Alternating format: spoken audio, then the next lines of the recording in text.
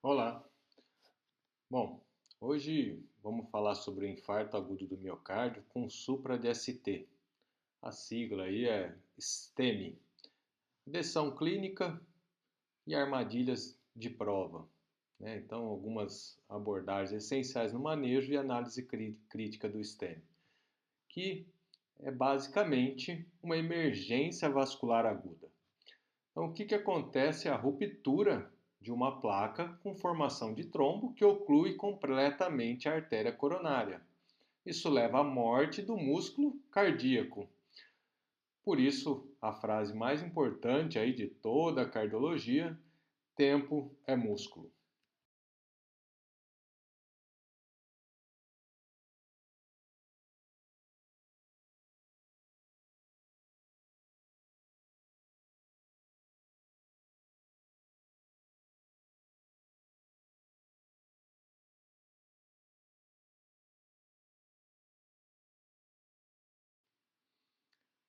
Ah, então, chega um paciente com dor torácica, o que eu faço imediatamente?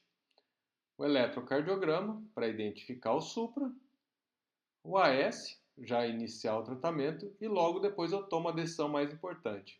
O infarto agudo do miocárdio, com elevação do segmento ST, conhecido como STEMI, representa uma emergência cardiovascular tempo dependente, causada na maioria dos casos pela ruptura aguda de uma placa aterosclerótica, seguida da formação de um trombo que oclui completamente uma artéria coronária epicárdica.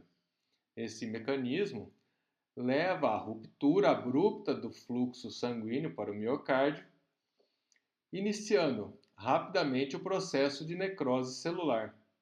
A extensão da lesão miocárdica depende principalmente do tempo de oclusão, o território arterial acometido e a existência de circulação colateral, razão pela qual a máxima tempo é músculo. Resume de forma precisa a lógica do manejo do infarto agudo do miocárdio com o supra-DST. Ponto de vista diagnóstico, o STEMI deve ser reconhecido de forma prioritária pela combinação entre quadro clínico compatível, tipicamente dor torácica isquêmica prolongada, e alterações eletrocardiográficas características. O eletrocardiograma de 12 derivações é o exame central nesse contexto, pois é ele que orienta decisões terapêuticas imediatas, especialmente a indicação de reperfusão.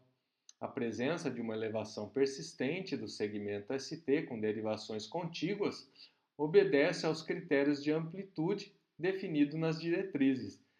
É suficiente para estabelecer o diagnóstico operacional do STEMI.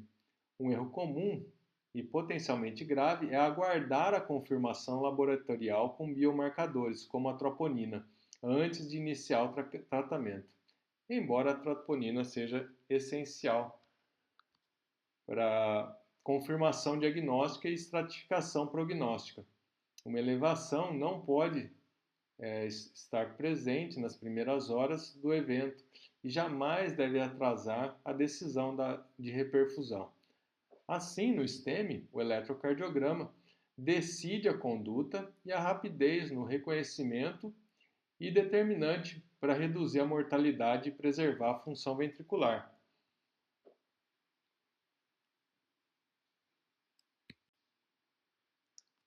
Então, as primeiras intervenções e erros frequentes, né? Aqui está uma pegadinha clássica da prova. Muitos médicos esperam a troponina. Isso está errado. O STEMI trata baseado no eletrocardiograma. Então, esperar exame significa perder músculo. A abordagem inicial do paciente com STEMI deve seguir uma sequência lógica e padronizada com foco em rapidez, segurança e tomada de decisão precoce. O primeiro passo é a realização imediata de um eletrocardiograma, idealmente nos primeiros minutos após o contato médico, pois atrasos nessa etapa comprometem todo o fluxo de atendimento. Confirmada a presença de elevação do segmento ST, deve-se administrar ácido salicílico em dose de ataque, preferencialmente mastigável, como medida antiplaquetária fundamental. Em paralelo, deve-se iniciar a avaliação para uma definição da estratégia de reperfusão mais adequada, sem aguardar resultados laboratoriais. Um ponto de destaque nas atualizações mais recentes diz respeito ao uso do oxigênio suplementar. Diferentemente da prática tradicional, ele não deve ser administrado rotineiramente a todos os pacientes com STEMI, sendo indicado apenas na presença de hipoxemia documentada ou sinais de insuficiência respiratória. O uso indiscriminado de oxigênio em pacientes normoxêmicos não demonstrou benefício e pode inclusive ser prejudicial. Analgésicos como a morfina podem ser utilizados para controle da dor, mas devem ser administrados com cautela devido aos seus efeitos hemodinâmicos. Os nitratos são úteis para alívio da dor e redução da pré-carga, porém apresentam contraindicações claras, como a hipotensão, o uso recente de inibidores da fosfodiesterase 5 e suspeita de infarto do ventrículo direito. Erros comuns nessa fase incluem atrasar a reperfusão para completar exames, administrar oxigênio sem indicação e utilizar nitratos em cenários contraindicados. A padronização da conduta inicial e o reconhecimento dessas armadilhas são essenciais para um manejo seguro e eficaz. Então, quais são as estratégias para reperfusão? A primeira estratégia é a fibrinólise, mas ela não é a primeira opção, ela é a que está mais frequentemente disponível no serviço. A intervenção, a ICP primária, é crítica, é a prioridade, né, no tratamento do IAM. Ela deve ser sempre indicada quando se tem a opção de ser realizada em até 120 minutos. Então, serviços que têm disponível a ICP deve ser priorizada como primeiro tratamento. Então, atualmente, a intervenção coronariana percutânea primária, ou ICP primária, é considerada a estratégia de reperfusão de escolha sempre que puder ser realizada em tempo hábil por uma equipe experiente. As diretrizes internacionais recomendam que a ICP seja priorizada quando o tempo estimado, desde o primeiro contato médico até a abertura da artéria coronariana, inferior ou igual a 120 minutos. Nesse cenário, sempre que seja necessário transferir o paciente para outro hospital, a ICP ainda é superior à fibrinólise em termos de desfechos clínicos, incluindo menor risco de reinfarto e acidente vascular cerebral hemorrágica. Quando a ICP não está disponível dentro desse intervalo de tempo, a fibrinólise farmacológica deve ser substituída o mais rapidamente possível, idealmente com um tempo porta-agulha inferior a 30 minutos. A fibrinólise é mais eficaz quando administrada nas primeiras horas do infarto, período em que o trombo ainda é mais suscetível à lise, e no momento, como a história da hemorragia intracraniana, contraindicar a fibrinólise. Então, deve ter rigorosamente avaliada como história de hemorragia intracraniana, suspeita de secção de aorta, e após a fibrinólise, é fundamental monitorar sinais de sucesso, como a redução significativa do segmento ST e alívio da dor, bem como sinais de falha que indicam a necessidade de ICP de resgate. Compreender os critérios temporais e clínicos que orientam essa decisão é indispensável para evitar erros de prova e, sobretudo, oferecer o melhor tratamento ao paciente. Então, o infarto do ventrículo direito, IAM posterior, né, e apresentações atípicas são as armadilhas mais comuns, né? Então, algumas apresentações do STEMI exigem atenção especial, pois fogem do padrão clássico e estão associadas a armadilhas diagnósticas e terapêuticas frequentes. O infarto do ventrículo direito é um exemplo clássico, geralmente associado a infartos inferiores. Clinicamente, manifesta-se por hipotensão, distensão jugular e campos pulmonares limpos, refletindo a dependência crítica da pré-carga para a manutenção do débito cardíaco. Nesse caso, o uso de nitratos está contraindicado, pois pode agravar a hipotensão e a conduta correta envolve reposição volêmica cuidadosa.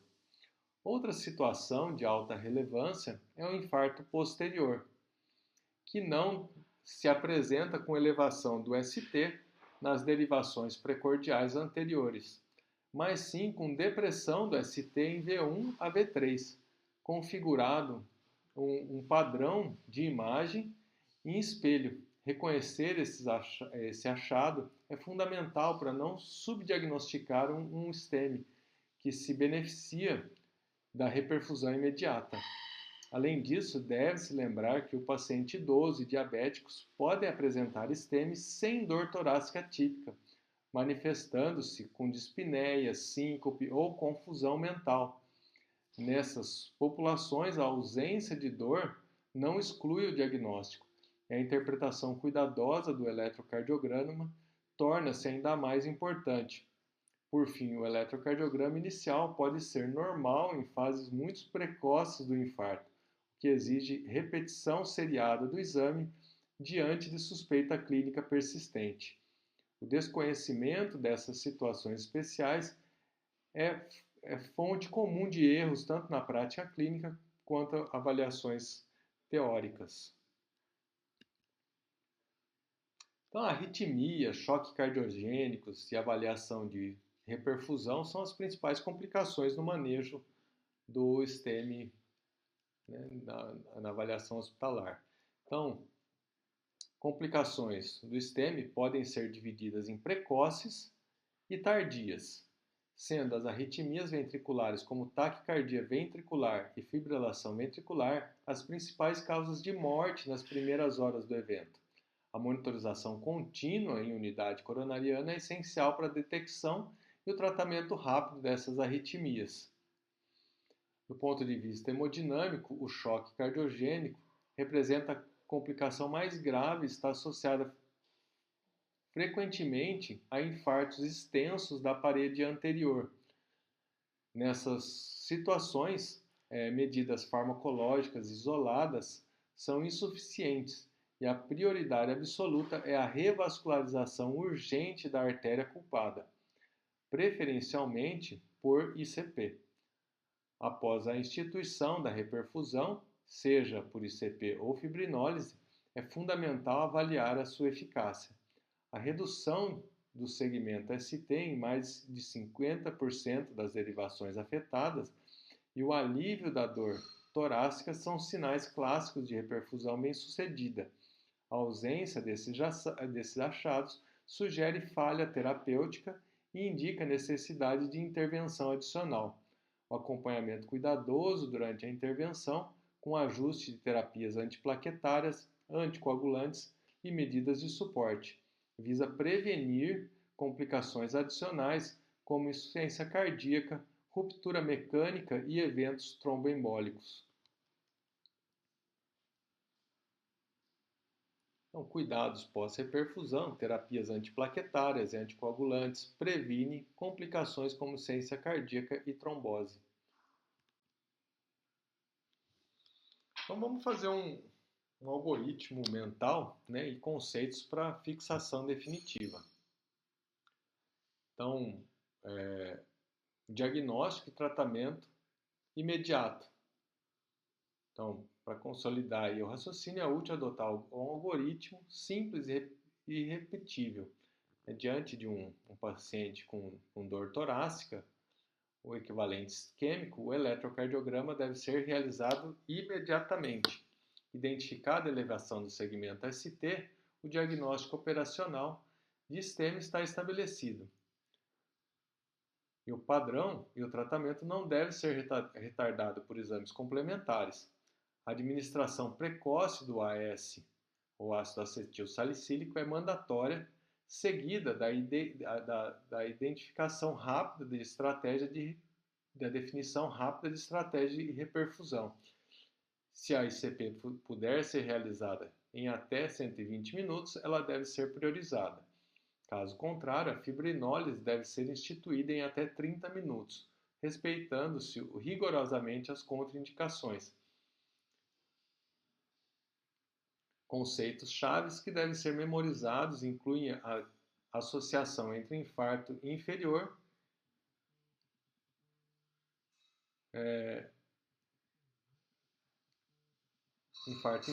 com bradicardia, infarto anterior com choque cardiogênico e evitar nitratos no infarto no ventrículo direito. Então, frases como tempo é músculo, eletrocardiograma decide, resumem aí a importância do atendimento rápido e seguro, baseado em evidências. Ok? Então, acho que é isso por hoje. Até a próxima. Obrigado.